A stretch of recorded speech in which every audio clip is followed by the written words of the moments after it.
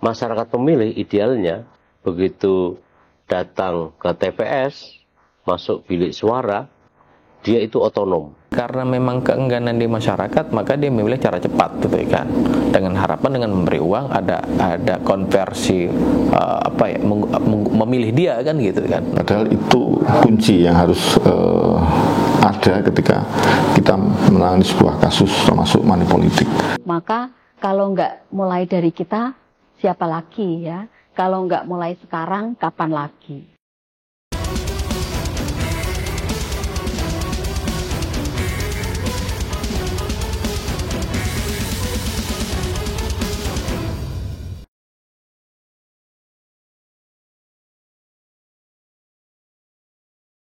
Kalau undang-undang mendefinisikan seperti yang bisa kita baca ya, tapi saya menerjemahkan jauh lebih komplit.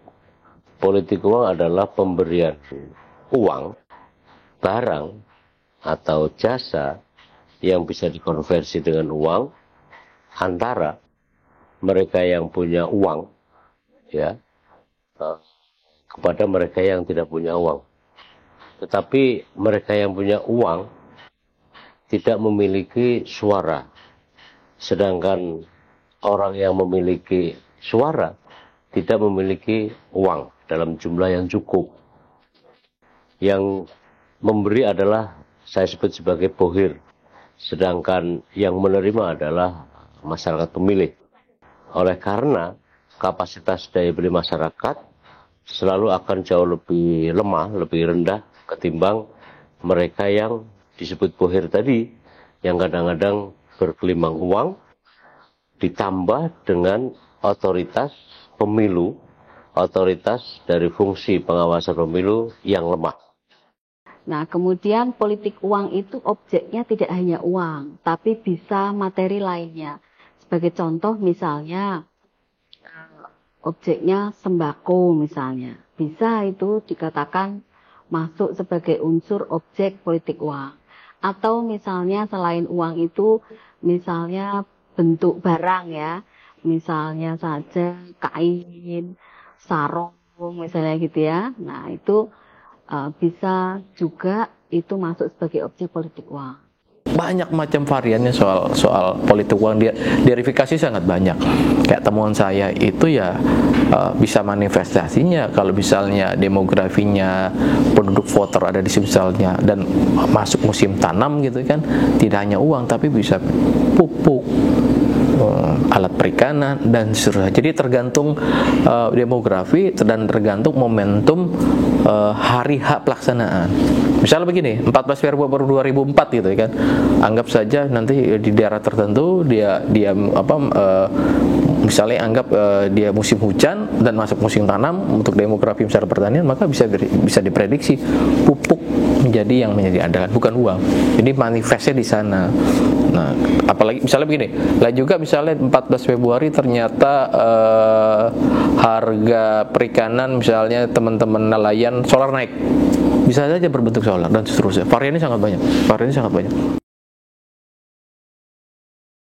Karena sebenarnya orang melakukan politik uang itu kan tujuannya kan untuk mendongkrak suara dengan cara pemberian sesuatu atau materi lainnya. Jadi sebenarnya dia memberikan imbalan tertentu itu untuk tujuan mendongkrak suaranya, gitu ya. Ini pemberian imbalan itu yang masuk sebagai pelanggaran. Ada banyak macam varian gitu kan, Misalnya begini, kalau dari sisi masyarakat gitu kan, bisa jadi gitu kan, dan ini juga ada juga kesalahan partai politik. Misalnya partai politik tidak pernah menyapa pemilih gitu kan, dia hanya menyapa pemilih per 5 tahunan. Maka karena menyapa 5 tahunan, merasa masyarakat hanya diberdaya gunakan di masa pun, maka dia hanya butuh transaksionalnya saja kan gitu, dia hanya butuh uangnya saja. Nah, partai juga peserta pemilu juga demikian. Karena memang keengganan di masyarakat, maka dia memilih cara cepat gitu kan. Dengan harapan dengan memberi uang ada konversi memilih dia kan gitu kan. Nah, di dua sisi ini sebenarnya penyakitnya ada di kedua belah pihak. Masyarakat juga demikian, ada ada juga berpikir pragmatis kan, karena tidak pernah disapa partai politik gitu kan, mereka hanya bisa meminta, udah berikan saja saya uang agar Anda memilih Anda. Saya jelaskan kenapa masyarakat memilih, menempuh, atau sebagian besar diantaranya welcome terhadap praktek politik uang, karena ada struktur sosial yang disebut sebagai klientelisme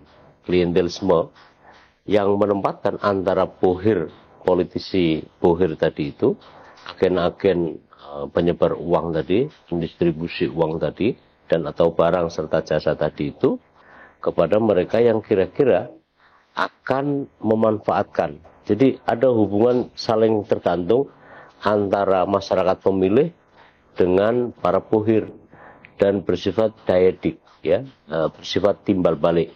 Dan di situ ada hierarkis antara, nah itulah namanya patronase, antara mereka yang disebut patron, ialah orang yang banyak uang tadi itu, kepada pemilih yang relatif tidak banyak uang dan mereka memerlukan uang. Oh iya, politik uang itu sangat merusak terhadap kemurnian suara.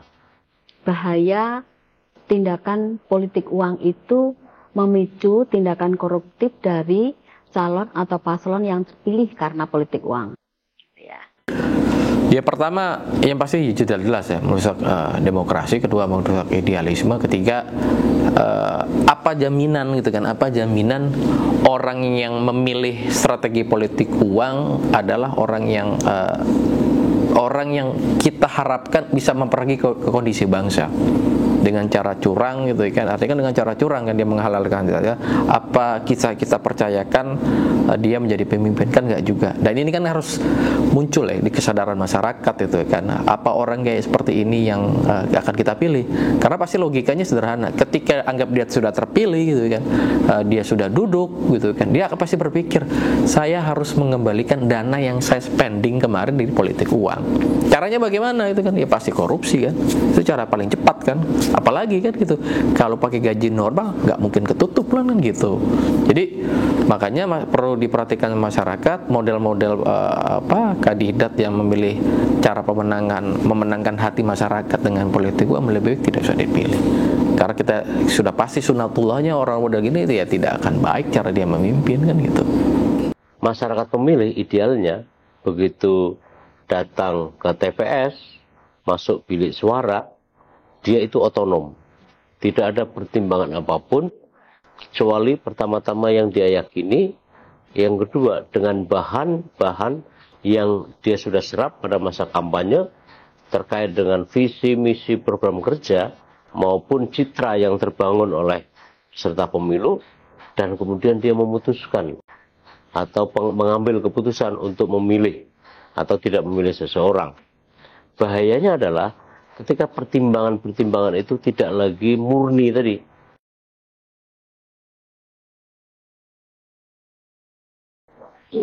Iya, politik uang selalu terjadi. Karena itu bagian keseharian. Sebenarnya kan masyarakat bisa aja dalilnya sedekah.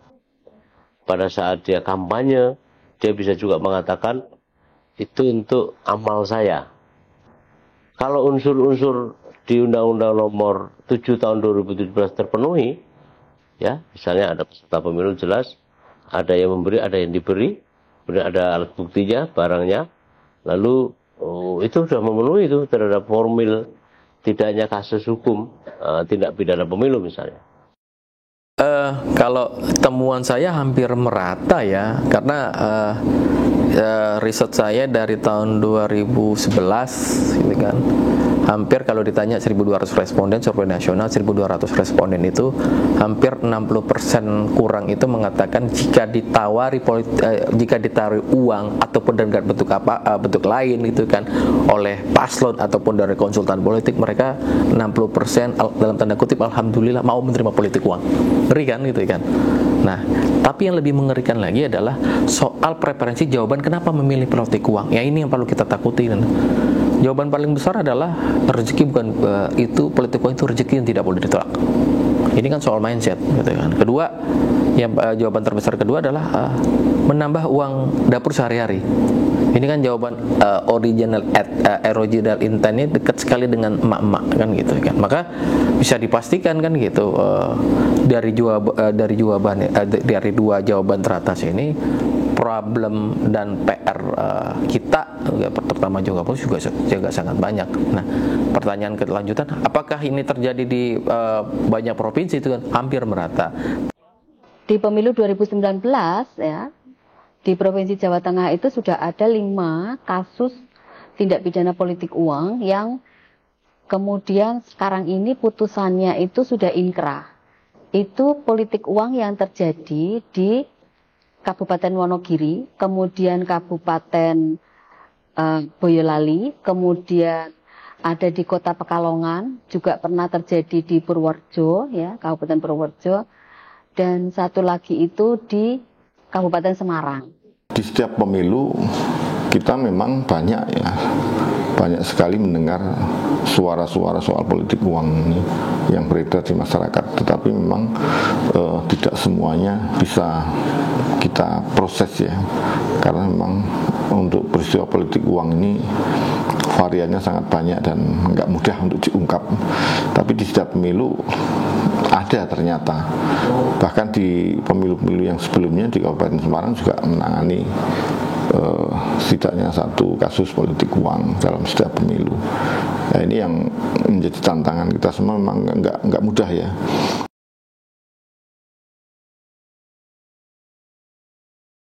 Ya, kalau di Kabupaten Semarang kita pernah memproses kasus politik uang yang terakhir itu di pemilu 2019. Jadi kurang lebih peristiwanya adalah pada malam menjelang hari pertama kampanye, malahan itu di pemilu 2019 itu di situ ada kegiatan sedekah dusun di suatu dusun ya, di salah satu kecamatan di Kabupaten Semarang. Kemudian ada caleg yang hadir di situ, beberapa caleg. Kemudian dalam kegiatan itu caleg diberi kesempatan untuk naik panggung dan memberikan sambutan. Dalam sambutannya, caleg tersebut ternyata kemudian melakukan orasi yang mengandung unsur kampanye, menyampaikan visi misi program dan ajakan untuk memilih beberapa caleg tertentu termasuk dirinya. Kemudian disertai dengan memberikan amplop berisi uang kepada itu, yang kemudian diterima, diwakili oleh panitia yang menerimanya. Nah, itu yang kemudian menjadi temuan jajaran pengawas pada waktu itu. Kemudian karena ada kelengkapan syarat-syarat temuannya terpenuhi, sehingga kita register menjadi temuan. Setelah itu kita proses, kemudian kita bahas di rapat koordinasi Gakumdu, rapat Gakumdu, dan kita sepakati untuk kita proses lebih lanjut dengan dugaan money politik dalam pemilu sesuai dengan Undang-Undang 7. Dari hasil pemeriksaan, hasil klarifikasi permintaan keterangan pada semua pihak dan pengumpulan bukti lain, itu kemudian singkatnya itu kemudian dinaikkan di penyidikan. Kemudian dalam penyidikan setelah dilalui proses penyidikan sampai 14 hari ya sesuai waktunya, setelah dinyatakan lengkap P21 kemudian dilimpahkan ke pengadilan, yang kemudian dilimpahkan kejaksaan maksud saya, kemudian dilimpahkan ke pengadilan. Dari proses pengadilan yang berlangsung di PN Kabupaten Semarang, beberapa kali sidang, dari hasil pemeriksaan di sidang-sidang itu kemudian ada putusan dari hakim, putusannya onslah ya waktu itu ya. Jadi perbuatannya terbukti semua, tetapi tidak dapat dituntut secara pidana. Itu yang kasus di Kabupaten Semarang tahun 2019.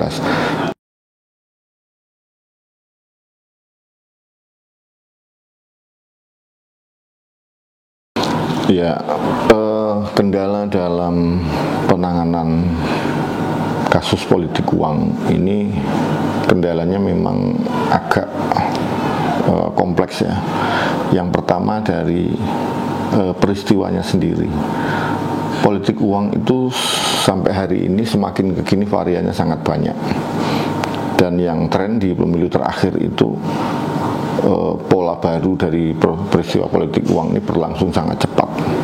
Jadi misalnya kemarin setidaknya info yang sering kita dapat adalah politik uang ini sudah dilakukan dengan pola door to door, dari masuk dari rumah ke rumah. Jadi mungkin orang suruhan masuk dari rumah ke rumah dan itu berlangsung sangat cepat. Jadi sebelum pengawas mendengar sampai ke lokasi peristiwanya sudah nggak ada, karena itu cepat sekali. Itu pertama dari sisi polanya. Jadi pola yang terang-terangan itu sangat jarang, bahkan mungkin tidak ada saat ini, sehingga itu mempengaruhi tingkat kesulitan untuk menangani proses politik uang. Kemudian yang kedua, jarang sekali masyarakat itu pertama berani melaporkan. Jadi masyarakat itu masih enggan dan takut untuk melaporkan, jadi pelapor. Kemudian masyarakat juga masih enggan dan takut menjadi saksi. Padahal itu kunci yang harus ada ketika kita menangani sebuah kasus termasuk money politik. Meskipun temuan pengawas ada mekanisme temuan, tapi temuan itu kan juga membutuhkan saksi gitu ya. Biasanya kendalanya di situ, sehingga itu menjadi kendala tersendiri dalam proses penanganan politik uang. Terlapornya itu seringkali itu tidak hadir dalam proses klarifikasi Bawaslu. Ya. Meskipun pada pemilu itu mengenal in absentia, tapi in absentia itu dimulai sejak penyidikan di kepolisian, bukan di Bawaslu, ya. Itu yang pertama. Kemudian yang kedua, biasanya saksi ya, itu sangat sulit juga untuk kemudian dimintai keterangan, ya. Mungkin karena bisa dengan alasan karena takut, nggak enak gitu ya, karena terlapornya mungkin saudara, tetangga, keluarga dekat, keluarga jauh begitu, atau mungkin karena ada ancaman intimidasi atau ancaman lainnya, gitu ya. Itu, jadi tidak bisa diklarifikasi, terlapor, kemudian kurangnya saksi. Kemudian yang ketiga, biasanya itu soal barang bukti, ya. Barang bukti ini seringkali juga sulit untuk didapatkan oleh Bawaslu, ya.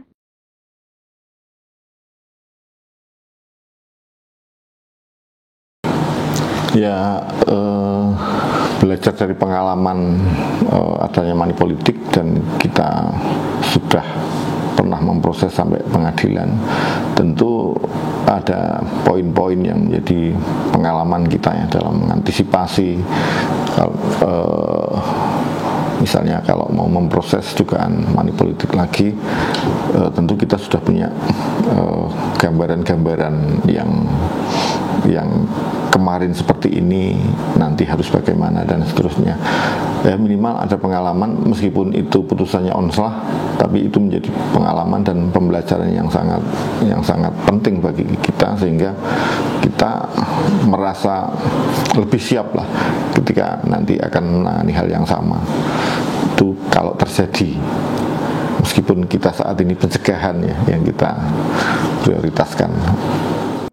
Dukungan masyarakat atau partisipasi masyarakat yang tampaknya dari seluruh kasus yang terjadi, sesuai dengan misalnya pengalaman saya 15 tahun di lembaga penyelenggaraan pemilu, memang sulit diberantas, tetapi bukan tidak mungkin. Saya berharap bahwa Bawaslu misalnya mencari gebrakan-gebrakan yang gebrakan itu tidak terpatok pada norma. Pertanyaannya, apakah masyarakat juga seperti itu semua? Enggak juga. Ada masyarakat, tipikal masyarakat, hasil temuan riset saya itu, dikasih berapapun belum tentu memilih dia yang memberikan politik uang. Jadi macam-macam masyarakat sangat banyak ya kalau di klaster ya. Nah, dan kedua kan kalau ditanya apakah politik uang itu juga linear dengan dengan tingkat pendidikan, nggak juga ada jaminan kan. Teman-teman yang berpendidikan lebih tinggi ternyata juga ada juga yang mau gitu kan. Apakah juga berpengaruh pada tingkat keimanan? Nggak juga, itu kan banyak kasus kok gitu kan. Jadi andai kata orang mau membagi uang, 3 level ini sudah harus dibereskan. Level pertama adalah masyarakat itu sendiri, diri sendiri. Yang kedua, institusi masyarakat. Yang ketiga, forum dalam arti yang lebih luas. Itulah khalayak ramai. Nah, jadi kalau ditanya tentang politik uang dalam konteks ini ya, memang tidak mudah, tapi bukan tidak mungkin. Kalau saya berharap bahwa Bawaslu, jajaran Bawaslu harus mendengungkan tentang supaya tidak keputusasaan terhadap praktek politik uang. Selalu terjadi, ibaratnya gulma itu akan tumbuh di padi, tapi hendaknya padi tidak mati oleh karena gulma. Karena hidup memang, pemilu itu mensyaratkan adanya, pasti ada masalah-masalah seperti itu.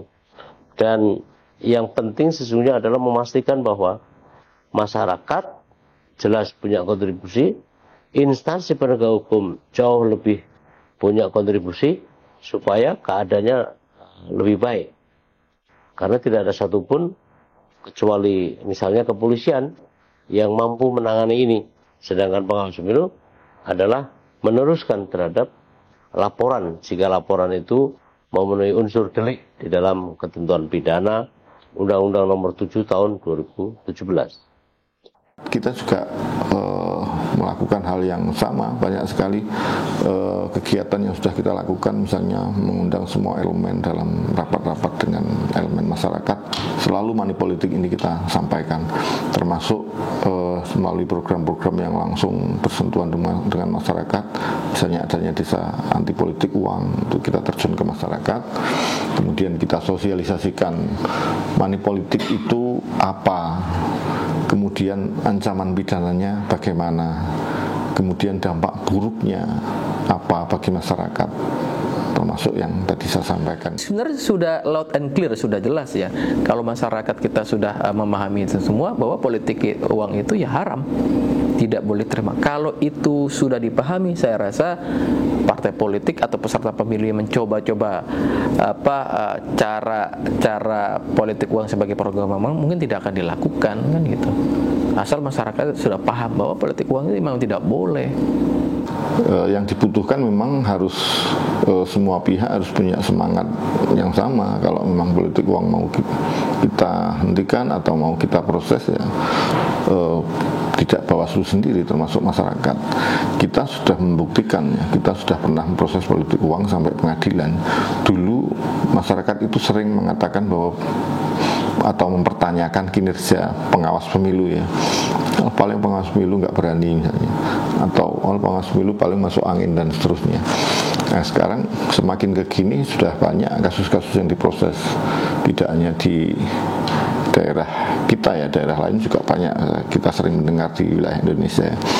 Giliran masyarakat sekarang ini yang kita ajak, kita dorong. Nah, kalau memang diproses, mari kita proses bareng-bareng. Masyarakat juga harus punya semangat, kesadaran hukum yang tinggi dan keberanian untuk melapor, untuk menjadi saksi. Saya kira kalau itu kita lakukan bersama-sama, kita bisa memproses money politik ini dengan tidak terlalu sulit lah, atau bisa kita proses dengan mudah kalau semuanya mendukung.